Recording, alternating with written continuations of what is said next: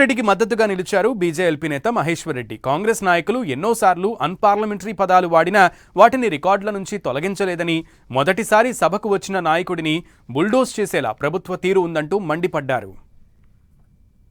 గతంలో చూసినట్లయితే అధ్యక్ష ఎన్నో అన్పార్లమెంటరీ వర్డ్స్ ఇక్కడ వాడినటువంటి అనేక సందర్భాలు ఉన్నాయి. మరి అవన్నీ కూడా మీరు ఒకసారి మరి రికార్డ్స్ తీస్తే మీకు అర్థమవుతుంది అధ్యక్ష. అవేవి కూడా మీరు రికార్డులోకి తొలగించకుండా వాటి మీద కూడా మీరు మాట్లాడకుండా ఈ ఒక్క అంశం మీద కొత్తగా ఎన్నికైనటువంటి శాసనసభ్యుడు అని చెప్పి బుల్డోజ్ చేసేటువంటి ప్రయత్నం చేయడం ఇది సమంజసం కాదు అధ్యక్ష.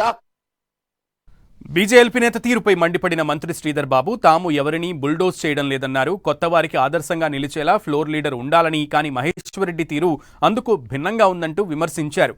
ఇక రాకేష్ రెడ్డి కామెంట్స్ ను తొలగించాల్సిందేనని స్పీకర్ ను కోరారు.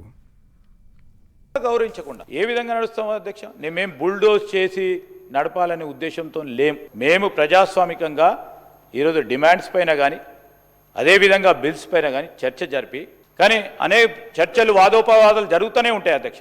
జరుగుతూ ఉన్న సందర్భంలో స్లిప్ ఆఫ్ టంగ్ జరిగిందని మేము అనుకుంటా ఉన్నాము. అయినా కానీ అది ఇట్ ఈస్ నాట్ అగ్రియబుల్. అందుకోసమే ఈ రికార్డ్స్ నుంచి ఇవి తొలగించి సభా కార్యక్రమాలు ముందుకు సాగించే విధంగా మరి శాసన సభాపతి గారు మీరు రూలింగ్ ఇవ్వాల్సిందిగా కోరుతా ఉన్నాం.